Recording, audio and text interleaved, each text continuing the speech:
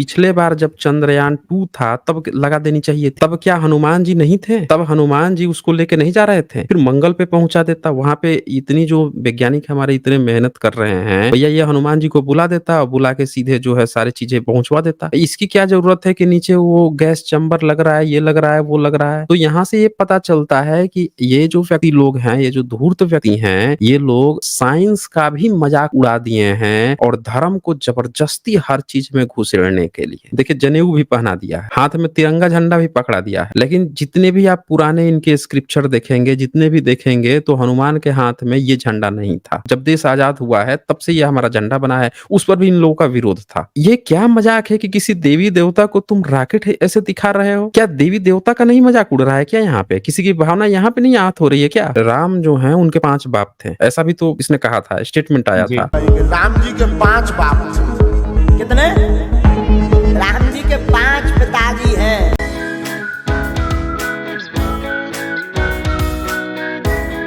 बागेश्वर धाम के official account से ये पोस्ट किया गया है, जिसमें देखा जा सकता है कि भगवान हनुमान साक्षात जो चंद्रयान 3 था उसको लेकर चांद तक पहुंचाए हैं, ऐसा कहना बागेश्वर धाम का है। तो इस तरह का खुलेआम अंधविश्वास पाखंड को मतलब बिना कोई तर्क, बिना कोई आधार पे परोसा जा रहा है और इस तरह की चीज़ों को पर कोई कार्रवाई नहीं हो रही है या इस तरह की चीज़ों को लोग मान भी ले रहे हैं। इस पे आप क्या कहेंगे लास्ट में? जी, देखें इस तरह की फ़ोटो ये साफ-साफ दिखाता है कि ये जो भी व्यक्ति है, मानसिक विक्षिप्त व्यक्ति है, इस कभी स्कूल गया नहीं होगा। ये हनुमान जो हैं एक देवी-देवता हैं। भारत में बहुत सारे ऐसे लोग हैं जो देवी-देवताओं की पूजा करते हैं, उस पर आस्था रखते हैं। तो दरअसल वो यहाँ पे जो हनुमान हैं उनकी उन पर जो आस्था रखते हैं, उनका मज़ाक उड़ा रहा है वो। समझ रहे हैं ना? वो मज़ाक उड़ा रहा है। उसको यही चीज़ पिछले बार जब चंद्रयान 2 था तब लगा देनी चाहिए थी। तब क्या हनुमान जी नहीं थे? तब हनुमान जी उसको लेके नहीं जा रहे थे? फिर मंगल पे पहुँचा देता, वहाँ पे इतनी जो वैज्ञानिक हमारे इतने मेहनत कर रहे हैं, भैया ये हनुमान जी को बुला देता और बुला के सीधे जो है सारी चीज़ें पहुँचवा देता। इसकी क्या ज़रूरत है कि नीचे वो गैस चेंबर लग रहा है, ये लग रहा है, वो लग रहा है।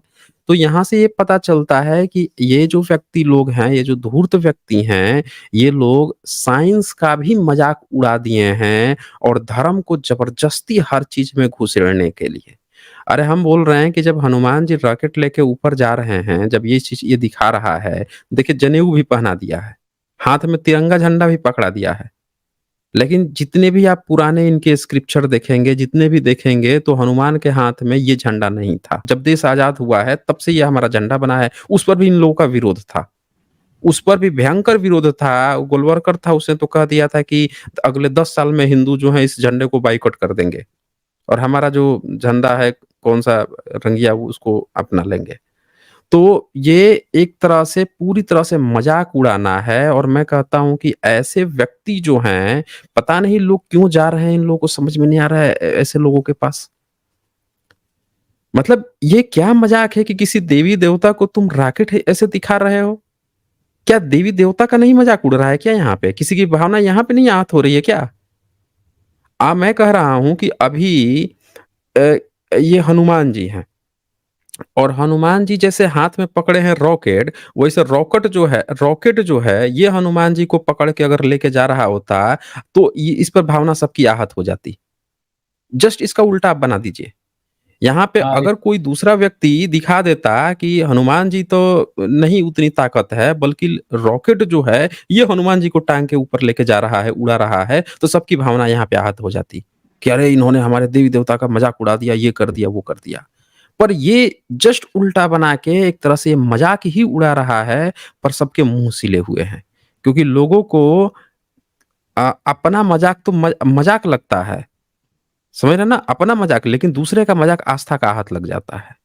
ये यहाँ पे साफ-साफ देखने को मिल रहा है। जितने ये बाबे-ढाबे हैं, जो-जो स्टेटमेंट ये लोग रखते हैं, मैं कह रहा हूँ कि ठीक वही स्टेटमेंट अगर कोई दूसरा व्यक्ति दोहरा दे, तो उस पे तुरंत ही कार्यवाही हो जाएगी कि आपने हमारे देवी-देवताओं का मज़ाक उड़ा दिया है।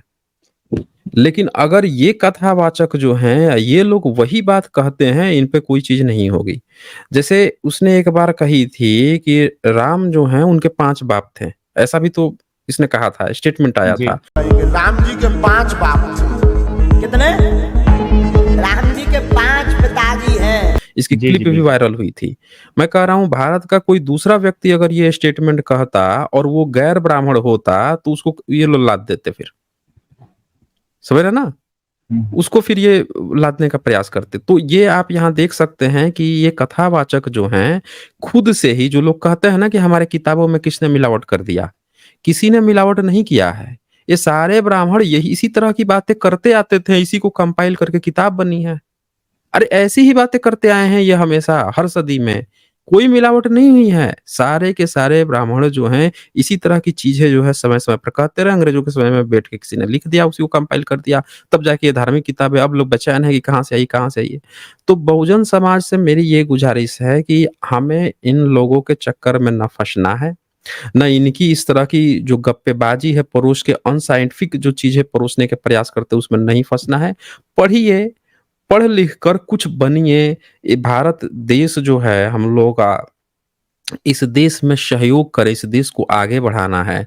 हम जैसी एक सभ्यता चाहते हैं कि जहाँ में कोई भेदभाव ना हो, किसी तरह की कोई जाति नहीं हो, किसी भी तरह का कोई धर्म के नाम पर या जाति के नाम पर या किसी भी तरह से धनी या गरीब के रूप में किसी भी तरह की कोई विषमता ना हो। सब लोग भाईचारे से रहें। कॉन्स्टिट्यूशन जैसा कहता है कि हम सब भाई-भाई हैं इस पूरे देश के, उस तरह की विचारधारा हो। ना क्षेत्रवाद हो, ना भाषावाद हो, ना दंगाई नेचर हो। ऐसा हम चाहते हैं, ऐसा तभी पॉसिबल हो पाएगा जब हमारी जो 90-95% प्रतिशत जो बहुजन लोग हैं, सब लोग पढ़े-लिखे और अंधविश्वास और इन सब के छलाओं में कतई ना फँसे।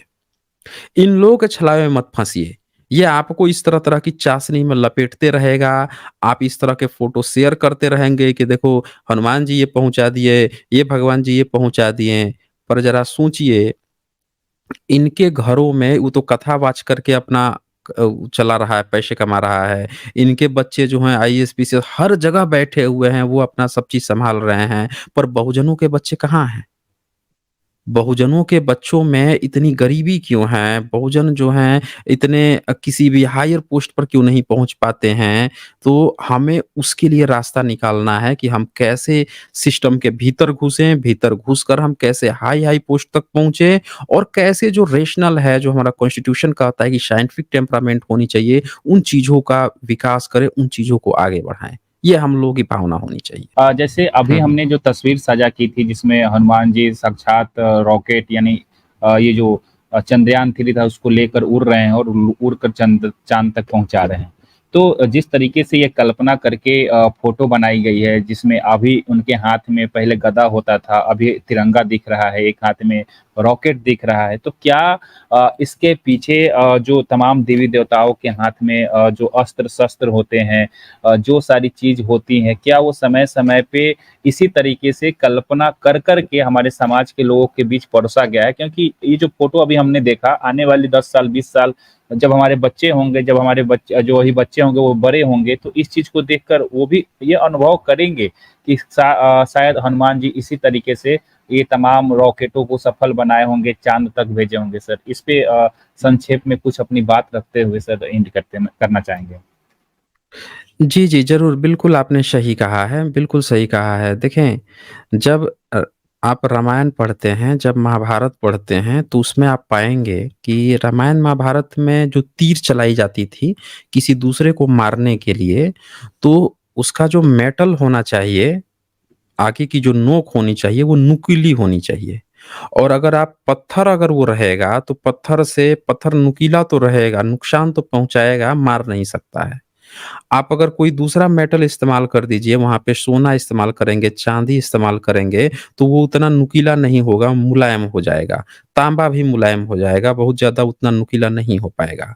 तो लोहा का जो प्रयोग था, वो सबसे बड़ा योगदान था, लोहे का जो आविष्कार था, वो सबसे बड़ा योगदान था जो पेड़-पौधे थे उनकी कटिंग में, प्लस जो सेना थी उनको मारने में तलवारें लोहा की बनी थी। तो जो लड़ाइयाँ हुई हैं, सबसे ज़्यादा जो लड़ाइयाँ हुई हैं और उसमें आप देख लीजिए कि तलवारों का प्रयोग हुआ। तीर धनुष जो है उसकी एक लिमिटेशन थी। आप लड़ाई आमने-सामने हो रही है, तीर धनुष से आप दूर से तो मार सकते हैं, नज़दीक से आप मारने जाएँगे तब तक तलवार से आपको उतार चुका होगा, भाले से उतार चुका होगा। तो तलवार भाले के लिए लोहा का होना ज़रूरी है। अब रामायण और महाभारत की जो लड़ाइयाँ हैं, उनसे ये पता चलता है कि ये लड़ाइयाँ तब लड़ी गईं या ये कल्पना तब की गईं जब ऑलरेडी लोहा का आविष्कार हो चुका था और ऑलरेडी बड़ी-बड़ी लड़ाइयाँ घट चुकी थी, तब लेखक ने उस तरह से कल्पना करके और उस संदर्भ में लिखा है। क्योंकि अगर ये कहानियाँ ज़्यादा पुरानी होती, जैसे इंडस वैली सिविलाइज़ेशन के समय तक की भी होती अगर, तो इंडस वैली सिविलाइज़ेशन में आप देख लीजिए, कोई हथियार नहीं मिला। लोहा का प्रयोग या लोहा के तलवार या लोहा की हथियारें नहीं मिली। इसीलिए नहीं मिली क्योंकि तब इतनी बड़ी जंग कभी होती ही नहीं थी। क्योंकि बड़ी जंग होने के लिए तलवार का होना ज़रूरी है। तो लोहे की जो खोज हुई थी और तलवारें जब बनी, भाले बने, तब से बड़ी-बड़ी लड़ाइयाँ हुई हैं। जंग जितनी भी लड़ी गई है आप देख लीजिए, पिछले 2500 साल के अंदर ही बड़ी-बड़ी जंगें लड़ी गई हैं। उससे पहले हल्की-फुल्की कबीले पर कब्ज़ा, छोटी-मोटी यही चीज़ें चलती थी। तो इसीलिए आपने जो कहा ना कि ये जो देवी-देवता हैं, इनके हाथों में ये जो हथियार हैं, क्या समय-समय पर बदलते रहे हैं? तो बिल्कुल बदलते रहे हैं। जातक कथा में जो हैं, राम हैं, बोधिसत्व राम हैं, वो कोई हथियार नहीं रखे हुए हैं। वो अपनी बहन सीता के साथ, भाई लखन के साथ जंगल जाते हैं। 9 साल में वो दोनों भाई-बहन सीता और लक्ष्मण लौट आते हैं और ये पूरा 12 साल पूरा करके आते हैं, जातक कथा खत्म हो जाती है।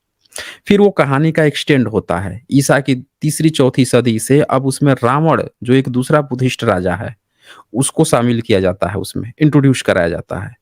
अब वो कहानियों को एक्सटेंशन बनाया जाता है। अब एक्सटेंड होने पर अब कहानियों का किरदार अलग बन जाता है। अब वहाँ पे लड़ाई की बात आने लगती है कि राम जो है लड़ाई करने जा रहे हैं। तो लड़ाई की बात तब आ रही है जब वो कहानी का एक्सटेंड किया गया। यानी कि देखें शुरू में बोधिसत्व हैं, कोई हथियार नहीं। बाद में उनके हाथ में भी हथियार आने शुरू हो जा रहे हैं। तो समय-समय पर चीज़ें बदलती गई हैं और अभी एक मूवी आई थी राम पर आदि पुरुष, उसमें तो आप देख लीजिए उसने तो और गज़ब ही करारनामा कर दिया। उसने तो पता नहीं कौन-कौन से हथियार पकड़ा दिए, कैसे-कैसे पकड़ा दिए। तो बिल्कुल आपने सही कहा है कि ये लोग समय के अनुसार जिसकी जैसी कल्पना रही है, वैसी-वैसी चीज़ें तरह-तरह की पकड़ाते गया है और उसके समय का इसीलिए तो कहा जाता है कि रामायण 300 हो गई। सबने अपनी अलग-अलग पकड़ा दी और आज ये एक नई पकड़ा रहे हैं। आज झंडा पकड़ा दिए ये लोग, देख लीजिए। तो गदा बिल्कुल गायब। सही कहा आपने। हाँ, गदा गायब कर दिए। तो ये चीज़ें हैं।